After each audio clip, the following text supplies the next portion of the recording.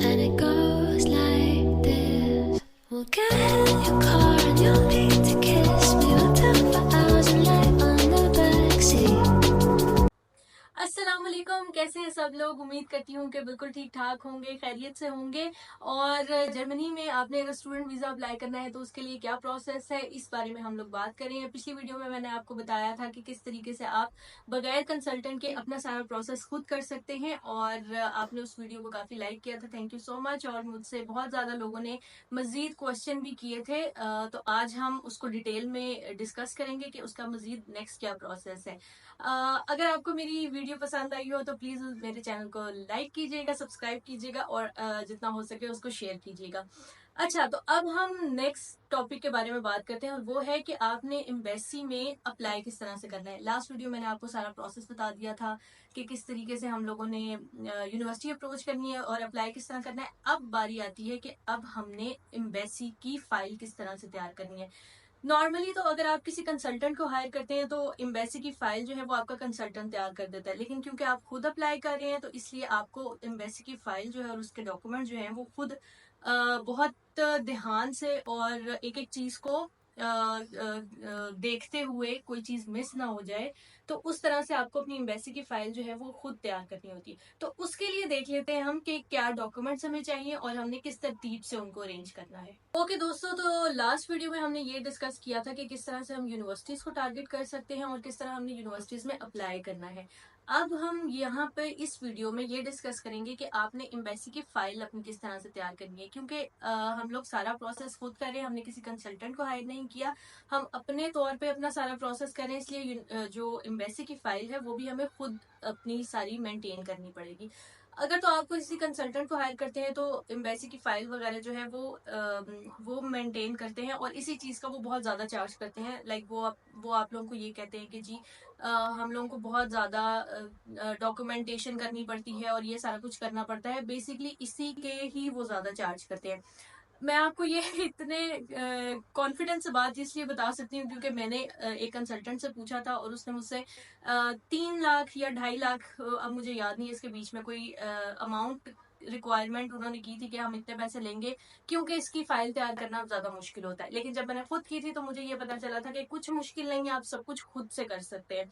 तो बेसिकली आपने करना क्या है, आपने सॉरी एम्बेसी की वेबसाइट पे जाना है और इस तरह का एक लीफलेट जो है वो आपको उसकी जो वेबसाइट है वहां पे मिल जाएगा।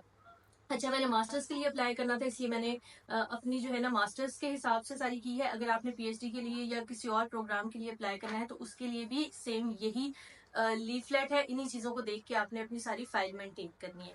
तो सबसे पहले हम देख लेते हैं कि जी इसमें 15 पॉइंट्स हैं जिनको आपने 15 जो पॉइंट्स हैं उन सबको आपने डॉक्यूमेंट्स आपने वो सारे पूरे करने हैं और अपनी फाइल तैयार करनी है। बहुत इजी है, कुछ मुश्किल नहीं है, सारे डॉक्यूमेंट्स इजी होते हैं, ये आप सब खुद भी कर सकते हैं।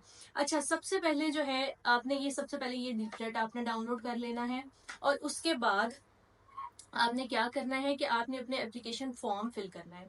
अच्छा, अब आपने अपना एप्लीकेशन फॉर्म किस तरह से फिल करना है कि उसमें सारी चीजें जितनी भी आपकी पासपोर्ट या आपके जो आईडी कार्ड है, पाकिस्तानी आईडी कार्ड है, जिस भी आप कंट्री से बिलोंग करते हैं उसका जो आईडी कार्ड है उस पे जो आपके स्पेलिंग लिखे हुए हैं, आपने ये ध्यान में रखना है कि वही स्पेलिंग आपने अपने एप्लीकेशन फॉर्म पे लिखने हैं। लाइक मेरा नाम जो है वो मैं नॉर्मली किसी और स्पेलिंग से लिखती हूँ, लेकिन जो मेरा डॉक्यूमेंट्स में नाम है उसमें कुछ और स्पेलिंग है, तो इस चीज का आपने बड़ा ध्यान रखना है कि आपने अपने जितने भी डॉक्यूमेंट्स हैं जो उन डॉक्यूमेंट्स पे आपका नाम है आपने उसी से एप्लीकेशन फॉर्म जो है उसको फिल करना है। और प्लस आपने एम्बेसी की अपॉइंटमेंट भी अपने उन्हीं स्पेलिंग्स के साथ लेनी है। अच्छा, सबसे पहले जो है एप्लीकेशन फॉर्म हो गया, और एप्लीकेशन फॉर्म में आपको जो आपकी जो पासपोर्ट साइज की तस्वीरें होंगी वो आपने स्टेपल नहीं करनी है। आपने अपना कोई डॉक्यूमेंट जो है ना इसका स्टेपल नहीं करना, आपने उनको पेपर क्लिप के साथ जोड़ना है। और इसके लिए एक इम्पॉर्टेंट बात ये है कि आपकी जो आईडी कार्ड के साइज की फोटो होगी वो आपने ग्रे बैकग्राउंड के साथ लेनी है। ये एक इम्पॉर्टेंट पॉइंट है, व्हाइट बैकग्राउंड नहीं लेना, ब्लू बैकग्राउंड नहीं लेना, आपने ग्रे बैकग्राउंड के साथ लेनी है। वो जब आप पासपोर्ट साइज फोटो खिंचवाने के लिए किसी भी शॉप पे जाते हैं तो उनको बता दें कि मैं जर्मनी के लिए अप्लाई कर रही हूँ, तो उनके पास बैकग्राउंड्स ऑलरेडी अवेलेबल होते हैं, वो आराम से आपकी जो फोटो है वो ग्रे बैकग्राउंड के साथ आपको डेवलप करके दे देंगे। अच्छा जी, अब दूसरे नंबर पे आ गया पासपोर्ट की कॉपीज। इसमें हमने ये ध्यान रखना है कि आपकी जो पासपोर्ट की जो फ्रंट 2 पेजेस होते हैं उनको आपने A4 साइज पेज के ऊपर उनकी कॉपी करवानी है। और आपने एक चीज का ध्यान रखना है, जितने भी आपके डॉक्यूमेंट्स होंगे आपने सारे A4 की जो फॉर्म है उसमें ही सबमिट करवाने हैं। आपका आईडी कार्ड है उसको भी आपने A4 साइज पे करवाना है, और आपका पासपोर्ट जो है उसको भी आपके दो जो फर्स्ट 2 पेजेस हैं उनको आपने A4 साइज पे लेना है। अच्छा, अब इसमें एक इम्पॉर्टेंट बात ये है कि आपका पासपोर्ट जो है ना वो वैलिड होना चाहिए 1 साल तक।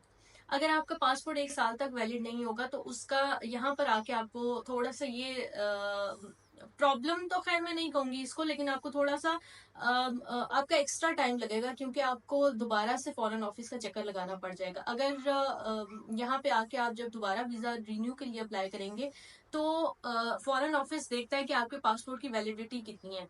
जितना वो वैलिड होता है फॉरेन ऑफिस उतना ही आपको वीजा आपका लगा देता है। फॉर एग्जांपल कि अगर वो 1 साल का है तो पूरे 1 साल का वीजा आपको वो दे देगा।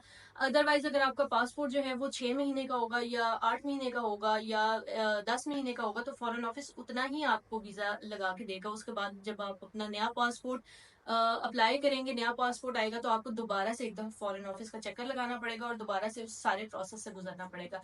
तो इसके लिए जरूरी है कि आप एक ही दफा अपना पासपोर्ट जो है वो 1 साल का वैलिड रखें, ताकि एक ही दफा आपको वीजा मिल सके।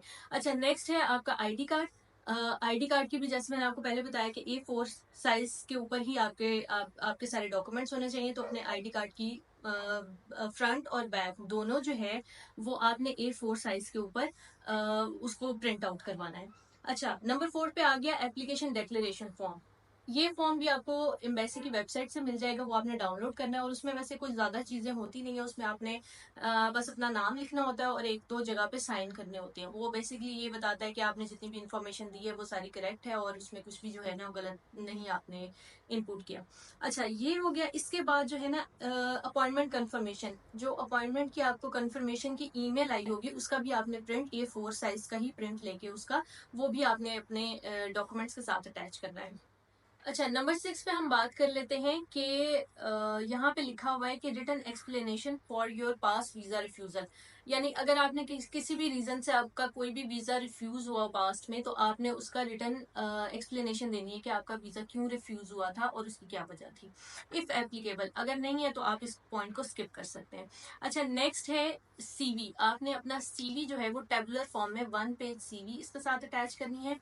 नेक्स्ट है लेटर ऑफ एडमिशन और इनरोलमेंट सर्टिफिकेट। ये 2 पॉइंट्स हैं और इसको आपने सेपरेट ही रखना है, क्योंकि यहाँ पे ना इस पॉइंट पे लिखा हुआ है इफ एप्लीकेबल। इनरोलमेंट जो है वो इफ एप्लीकेबल, लेकिन ये मेरा पर्सनल एक्सपीरियंस है। मेरे पास जब मैं वीजा ऑफिसर ने मुझसे ये बात स्पेशली पूछी थी कि आपका लेटर ऑफ एडमिशन किधर है और आपका इनरोलमेंट किधर है, तो ये दोनों चीजें आपने सेपरेट सेपरेट रखनी है। और अगर यूनिवर्सिटी की तरफ से आपको एनरोलमेंट की कंफर्मेशन नहीं आती तो आपने अपनी यूनिवर्सिटी को ईमेल करके अपने एम्बेसी जाने से पहले अपनी एनरोलमेंट जो है उसकी कंफर्मेशन अपनी यूनिवर्सिटी से मंगवानी है, अगर इन केस वो आपको एनरोलमेंट नहीं भेजते। क्योंकि बाज़ यूनिवर्सिटीज सिर्फ एडमिशन लेटर भेज देती हैं, जो एनरोलमेंट की कंफर्मेशन होती है वो नहीं भेजती। तो आपने इसको माइंड में रखना है कि ये दो चीजें सेपरेट हैं और आपने इसको सेपरेट ही अपने डॉक्यूमेंट्स में अटैच करना है। ओके दोस्तों, अब बात कर लेते हैं पॉइंट नंबर 10 की, और उसमें है आपका सफिशिएंट लैंग्वेज स्किल्स। कि आपने अपना आइल्स का या टॉफल जो भी आपने पास किया है उसका सर्टिफिकेट साथ में आपने अटैच करना है। और एक पॉइंट ये है यहाँ पर कि अगर आपने आइल्स नहीं किया और आपका इंग्लिश प्रोफिशिएंसी लेटर के ऊपर एडमिशन हुआ हुआ है तो ये आपने कंफर्मेशन जो यूनिवर्सिटी की तरफ से कंफर्मेशन आई होगी कि हाँ जी आपका जो भी लैंग्वेज का आपने सर्टिफिकेट या जो भी लेटर प्रोवाइड किया है वो हमारे लिए सफिशिएंट है, हमें मजीद आपकी आइल्स की जरूरत नहीं है। ये जो यूनिवर्सिटी की तरफ से कंफर्मेशन आई होगी ये आपने अपने डॉक्यूमेंट्स में फर्दर जो आपके जितने भी वो होंगे ना डॉक्यूमेंट्स उनके साथ आपने लेके जाना है। क्योंकि अगर आपका आइल्स नहीं होगा तो डेफिनेटली एम्बेसी आपसे क्वेश्चन कर सकती है कि आपका आइल्स नहीं है तो आप इसके बदले में यूनिवर्सिटी का हमें कोई भी कंफर्मेशन वगैरह दिखा सकते हैं। तो ये बात हो गई। उसके बाद आपकी बारी आती है कि आपके जो ब्लॉक अकाउंट की कंफर्मेशन है वो भी एम्बेसी लाजमी उसको चेक करती है। तो आपने अपने ब्लॉक अकाउंट की जो कंफर्मेशन है वो भी इसके साथ अटैच करनी है। ब्लॉग अकाउंट के लिए आपको 11,208 11,208 यूरो हैं जो आपने ब्लॉक करवाने होते हैं। और इसके लिए 3 जो है वो सर्विस प्रोवाइडर हैं जिस वक़्त जो सर्विस प्रोवाइड कर रहे हैं ब्लॉक अकाउंट की। और अगर आप चाहते हैं इसके ऊपर मज़ीद इन्फॉर्मेशन तो मैं इसकी भी अलग से एक वीडियो बना दूँगी जिसमें आपको ये सारे ब्लॉक अकाउंट किस तरह से आपने ओपन करवाना है, उसमें पैसे किस तरह से भिजवाने हैं, उसकी कंफर्मेशन किस तरह से लेनी है। तो उसमें ये सारी मैं जितनी भी एक्सप्लेनेशन है वो उसमें आपको बता दूँगी। अच्छा, नेक्स्ट है प्रूफ ऑफ अच्छा, ये जो पॉइंट है ना ये इम्पोर्टेंट है कि proof of payment of tuition fee for first whole year. अच्छा, अब इसमें ये बात है कि आपने ये देखना है आपका एडमिशन जो है वो प्राइवेट यूनिवर्सिटी में हुआ है या आपका एडमिशन पब्लिक यूनिवर्सिटी में हुआ है। अगर तो आपका एडमिशन पब्लिक यूनिवर्सिटी में हुआ है फिर तो आपको फर्स्ट ईयर की फीस शो करने की जरूरत नहीं है क्योंकि पब्लिक यूनिवर्सिटीज तो वैसे ही फ्री होती हैं, उसमें बहुत कम मिनिमम से अमाउंट होती है, उसके लिए वो आपसे नहीं पूछते। लेकिन अगर आपने किसी प्राइवेट यूनिवर्सिटी में एडमिशन कराया है तो वो आपका पूरे साल की फीस मांगते हैं। ये भी मैं आपको इसलिए बता रही हूँ कि ये भी एक्सपीरियंस मेरी एक फ्रेंड के साथ हुआ था। उसने प्राइवेट यूनिवर्सिटी में एडमिशन करवाया था और उसने अपने हाफ सेमेस्टर की फीस सबमिट करवाई थी। लेकिन एम्बेसी वालों ने कहा था कि आपने अपने फुल ईयर की जो है वो फीस वो जमा करवानी है और फिर वो डॉक्यूमेंट्स हमें सबमिट करवाना है। तो इसलिए इसका आपने ध्यान खास तौर पे रखना है। अगर आपकी पब्लिक यूनिवर्सिटी है तो उसकी खैर है, लेकिन अगर आपने प्राइवेट यूनिवर्सिटी में एडमिशन लिया है तो आपने ये मेक श्योर करना है कि आपने पूरे साल की फीस जमा करवाई हो। ओके जी, अब बात आ गई है नंबर 13 डॉक्यूमेंट्स की। और नंबर 13 में आपने अपने जितने भी एकेडमिक डॉक्यूमेंट्स हैं जो आपकी प्रीवियस डिग्रीज हैं वो सारी आपने इसमें अटैच करनी है। अगर आप मास्टर्स के लिए अप्लाई कर रहे हैं तो आपने अपनी बैचलर्स की जो डिग्री है वो AGC से अटैच करवानी है और उसके बाद अपनी जो इंटर की डिग्री है वो और मैट्रिक की डिग्री है वो, ये तीनों डॉक्यूमेंट्स जो हैं वो आपने इस नंबर 13 पॉइंट पे आपने अटैच करने हैं। ओके जी, तो अब लास्ट पे हमारी बारी आ जाती है हेल्थ इंश्योरेंस की। यहाँ पे हेल्थ जो है वो बहुत ज़्यादा इंपॉर्टेंट है। आपने अपने कंट्री से, जिस भी कंट्री से आप फ्लाई कर रहे हैं, आपने अपने कंट्री से अपनी हेल्थ इंश्योरेंस लेके आनी है। बल्कि आपने जब एम्बेसी के लिए जाना है तो उसमें भी आपने अपना हेल्थ इंश्योरेंस का जो डॉक्यूमेंट है वो अटैच कराना है।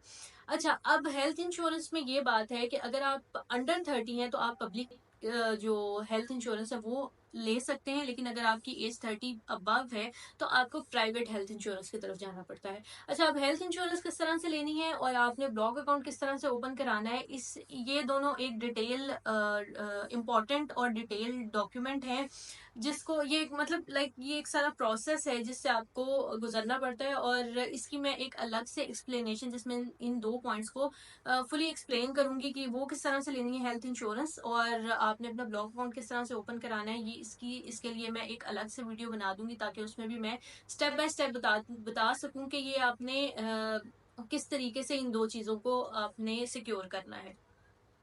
अच्छा, ये सारे पॉइंट हो गए। लास्ट में आता है आपका वीज़ा फ़ी। वीज़ा फ़ी जो है वो 75 यूरोज़ है। आपने 75 यूरोज़ वो एम्बेसी में ही आपको, अगर आपके ये सारे डॉक्यूमेंट्स वीज़ा ऑफिसर चेक करेगा, अगर ये सारे डॉक्यूमेंट्स आपके कंप्लीट हैं तो वो आपको बोलेगा कि जी आप अपना पासपोर्ट हमें सबमिट करवा दें और 75 यूरोज़ की एक स्लिप आपको बना के दे देगा। पास के बैंक से आपने वो 75 यूरो सबमिट करवाने हैं और अपना पासपोर्ट जो है वो वीज़ा ऑफिसर को देके आ जाना है। सारी एप्लीकेशन हम लोगों ने गो थ्रू कर ली, सारे डॉक्यूमेंट्स हमने सारी अपनी फाइल तैयार कर ली है। अब यहाँ पे बारी आती है, आपने जाना है वीज़ा ऑफिसर के पास और आपके इंटरव्यू की बारी आ जानी है। इंटरव्यू में वो किस किस्म के क्वेश्चन करते हैं, आपने किस तरह से आंसर उसको करना है, ये भी हम लोग एक वीडियो में देख लेंगे। अब यहाँ पे बारी आती है कि आपकी एप्लीकेशन कंप्लीट है या इनकम्प्लीट है।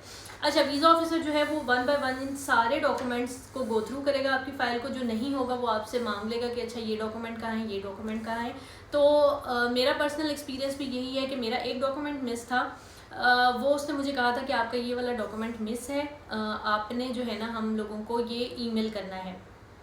अच्छा, मैं उस टाइम में बड़ा घबरा गई थी कि वो मेरी एप्लीकेशन में एक डॉक्यूमेंट जो है वो मिसिंग है।